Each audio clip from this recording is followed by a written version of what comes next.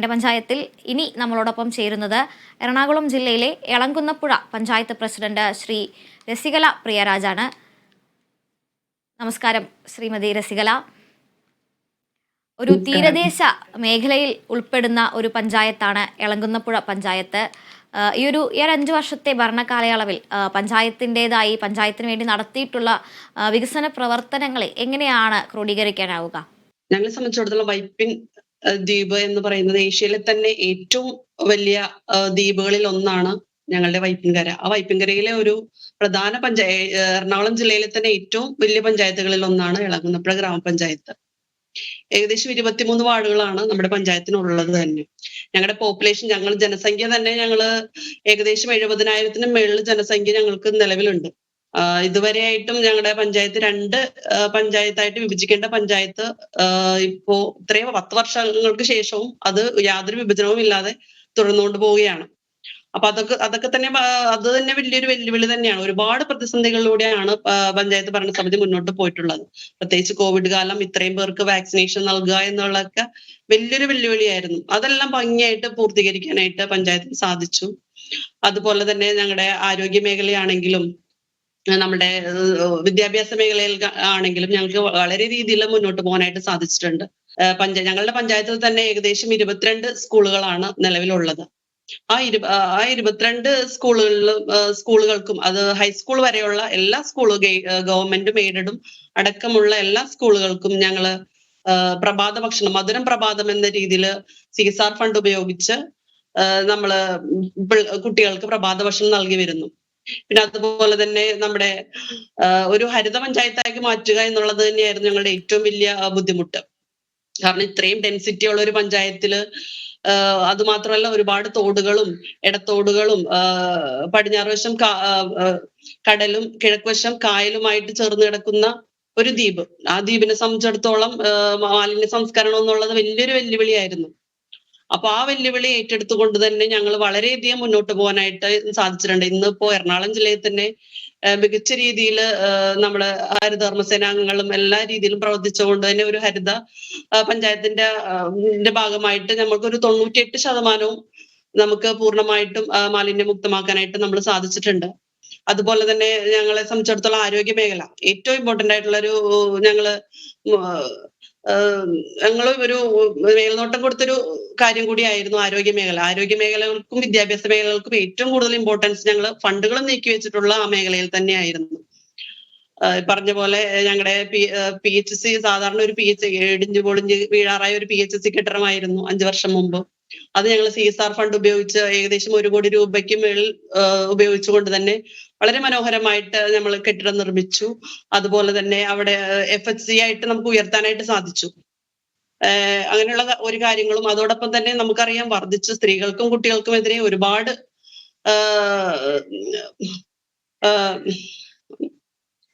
അതിക്രമങ്ങൾ കൂടി വരുന്ന ഈ സാഹചര്യം നമുക്ക് എല്ലാവർക്കും അറിയാവുന്നതാണ്. അപ്പൊ അവർക്ക് വേണ്ടി നമ്മൾ എന്തെങ്കിലും ഒക്കെ ചെയ്യണം എന്നുള്ള വലിയൊരു ആഗ്രഹവും ഭരണസമിതിക്ക് ഉണ്ടായിരുന്നു.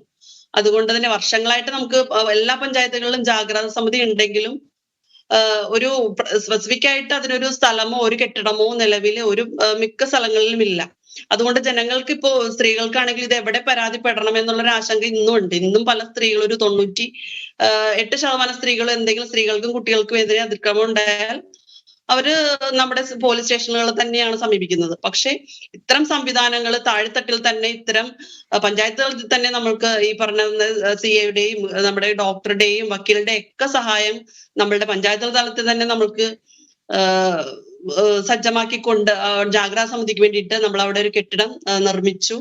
ഏറ്റവും വലിയ ഡെൻസിറ്റി ഉള്ളത് കൊണ്ട് തന്നെ നമുക്കറിയാം എന്തെങ്കിലും ഒരു പട്ടിയോ പൂച്ചയോ മൃഗങ്ങളോ പശുവോ എന്തെങ്കിലും മരിച്ചു കഴിഞ്ഞാൽ പോലും നമ്മൾക്ക് ഇവരെ സംസ്കരിക്കാനായിട്ട് ഒരു പൊതു ഇടമില്ലാത്തത് വലിയൊരു ബുദ്ധിമുട്ട് തന്നെയായിരുന്നു. ജനങ്ങൾ വല്ലാത്തൊരു പ്രതിസന്ധി തന്നെയാണ് അതിനകത്ത് അനുഭവിച്ചു പോകുന്നത്. കാരണം ഈ 5 സെന്റിലും ഒന്ന് കുഴിച്ചിടാമെന്ന് നോക്കിക്കഴിഞ്ഞാൽ തന്നെ നമുക്ക് സാധിക്കില്ല. അപ്പോ ഇത്തരം ഇത് ഉള്ളത് കൊണ്ട് തന്നെ നമ്മൾക്ക് ഇന്നിപ്പോ ഞങ്ങളുടെ ഭരണസമിതികളുടെ എല്ലാം താല്പര്യപ്രകാരം മൃഗങ്ങൾക്കായിട്ട് ഒരു ക്രിമിറ്റോറിയം എന്ന പദ്ധതിയുടെ തുടക്കം കുറിച്ചിരിക്കുകയാണ്. ജില്ലാ പഞ്ചായത്തും ബ്ലോക്ക് പഞ്ചായത്തും അത് പദ്ധതി വിഹിതമൊക്കെ നമുക്ക് തന്നിട്ടുണ്ട്. ഈ ഒരു പദ്ധതി വിഭാവനം ചെയ്തിട്ടുണ്ട്. അപ്പൊ സമീപ പഞ്ചായത്തുകൾ കൂടി പ്രയോജനകരമാവുന്ന ഈ ഒരു ക്രിമിറ്റോറിയം, കാരണം നമ്മൾ ഭാവിയിൽ മുൻകൂട്ടി കണ്ടുകൊണ്ട് തന്നെയാണ് മൃഗങ്ങൾക്കായിട്ട് ഒരു ക്രിമിറ്റോറിയം എന്നൊരാശയം ഞങ്ങൾ മുന്നോട്ട് വെക്കുന്നത്. അതിന് എല്ലാ സപ്പോർട്ടും ജില്ലയും ബ്ലോക്കും എല്ലാ ജനപ്രതിനിധികളുടെ ഭാഗത്തു നിന്ന് നമുക്ക് ഉണ്ടായിട്ടുണ്ട്.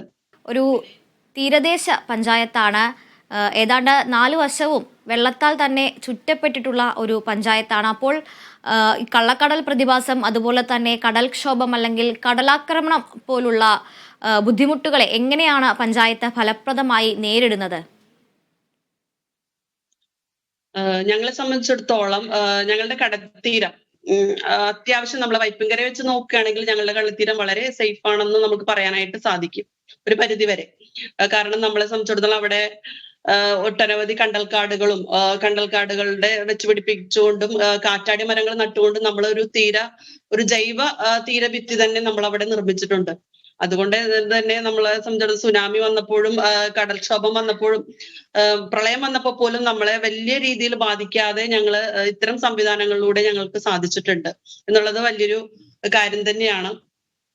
കണ്ടൽ നട്ടുപിടിപ്പിക്കുന്നതിന് വേണ്ടിയിട്ട് തന്നെ നമ്മളൊരു നഴ്സറി അടക്കം നമ്മുടെ പഞ്ചായത്തിൽ CSR ഫണ്ട് ഉപയോഗിച്ചൊരു നഴ്സറിയും അതുപോലാതെ നമ്മളെ തൊഴിലുറപ്പുമായി ബന്ധപ്പെട്ട് കണ്ടൽ നഴ്സറി തന്നെ നമ്മൾ ആരംഭിച്ചിട്ടുണ്ട്. കണ്ടലുമായി ബന്ധപ്പെട്ട ഒരു മുരുകേശൻ ഉണ്ട്. അദ്ദേഹം വളരെ ഇതിനു വേണ്ടി തന്നെ ആത്മാർത്ഥമായിട്ട് ഒഴിഞ്ഞു വെച്ച ഒരു ജീവിതമാണ് അദ്ദേഹത്തിന്റെ. അപ്പൊ അദ്ദേഹം വളരെ നല്ല രീതിയിൽ തന്നെ ഈ കണ്ടൽ കൃഷിയുമായിട്ട് പഞ്ചായത്തുമായിട്ട് സഹകരിച്ച് മുന്നോട്ട് പോയിക്കൊണ്ടിരിക്കുകയാണ്. പഞ്ചായത്തിന്റെ കാർഷിക മേഖലയിലേക്ക് വരികയാണെങ്കിൽ പൊക്കാളി കൃഷിയും അതുപോലെ തന്നെ മത്സ്യകൃഷിയുമാണ് പ്രധാനമായും അവിടെ ഊന്നൽ കൊടുക്കുന്ന 2 കൃഷിരീതികൾ. പക്ഷേ ഇത്തരത്തിൽ നിലം ചെറുതായി കുഴിക്കുമ്പോൾ പോലും വെള്ളം കയറുന്ന ഒരു സാഹചര്യമുള്ള അത്തരത്തിലുള്ള ഒരു ഭൂപ്രകൃതി ആയതിനാൽ തന്നെ പൊക്കാളി കൃഷിയും മത്സ്യകൃഷിയും ഏത് തരത്തിലാണ് അവിടെ നടന്നു പോകുന്നത്? പ്രത്യേകിച്ചും പൊക്കാളി കൃഷിയിൽ നിന്ന് ആളുകൾ വല്ലാതെ പിൻവലിയുന്ന ഒരു പ്രവണത കൂടിയുണ്ട്. അപ്പോൾ ആ ഒരു സാഹചര്യത്തിൽ കാർഷിക മേഖലയെ എങ്ങനെയാണ് സംരക്ഷിക്കാൻ പഞ്ചായത്ത് ഇടപെടുന്നത്? പൊക്കാളി എന്ന് പറഞ്ഞാൽ പൊക്കാളി കൃഷി എന്ന് പറയുന്ന ലോകത്തിന് തന്നെ നമുക്ക് ഇന്നും അത്ഭുതമായിട്ട് നിൽക്കുന്ന ഒരു കൃഷി രീതിയാണ് പൊക്കാളി കൃഷി.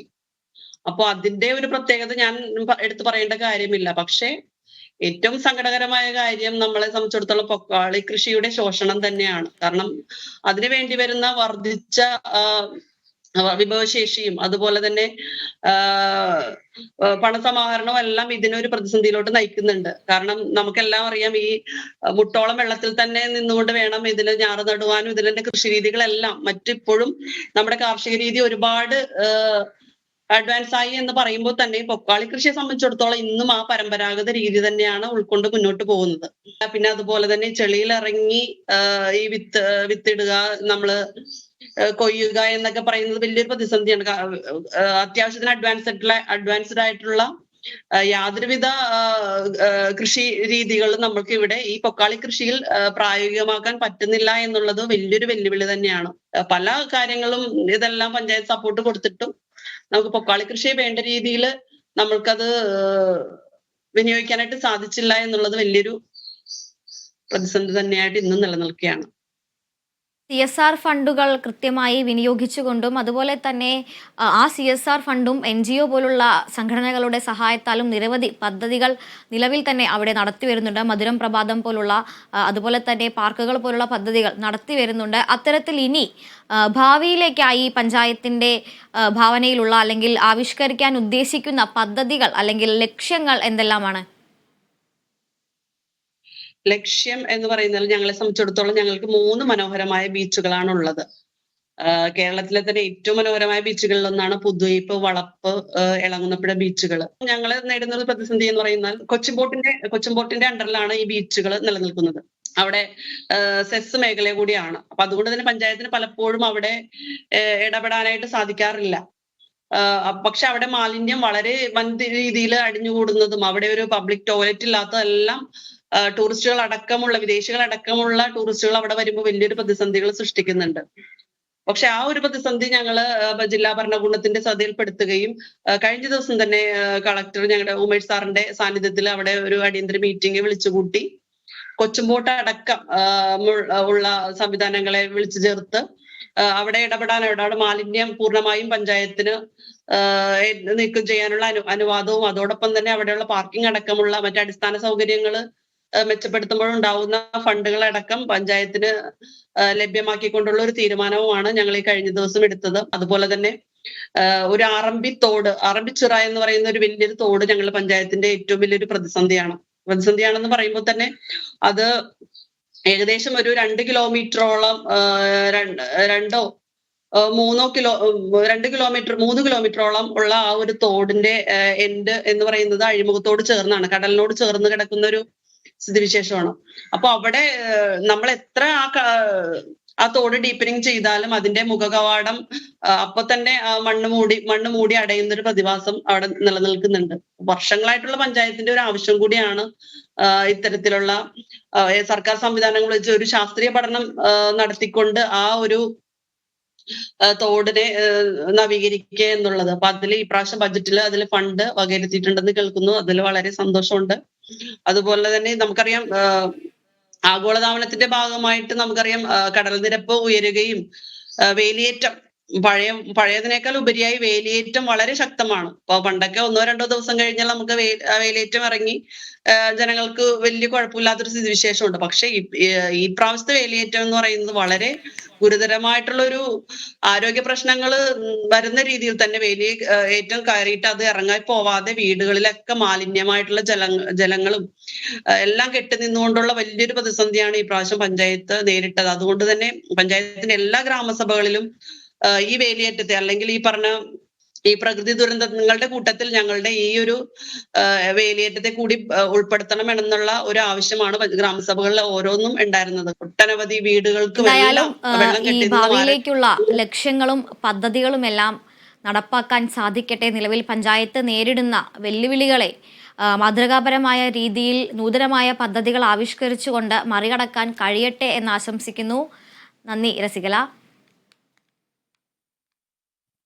എൻ്റെ പഞ്ചായത്തിൽ ഇന്ന് അതിഥികളായി നമ്മളോടൊപ്പം ചേർന്നത് കാസർഗോഡ് ജില്ലയിലെ ബേഡെടുക്ക പഞ്ചായത്ത് പ്രസിഡന്റ് ധന്യ എം, എറണാകുളം ജില്ലയിലെ എളങ്കുന്നപ്പുഴ പഞ്ചായത്ത് പ്രസിഡന്റ് രസികല എന്നിവരാണ്. പഞ്ചായത്തിൻ്റെ വിശേഷങ്ങൾ പങ്കുവച്ച ഇരുവർക്കും നന്ദി. എൻ്റെ പഞ്ചായത്തിൻ്റെ ഇന്നത്തെ എപ്പിസോഡ് ഇവിടെ അവസാനിക്കുന്നു. നമസ്കാരം.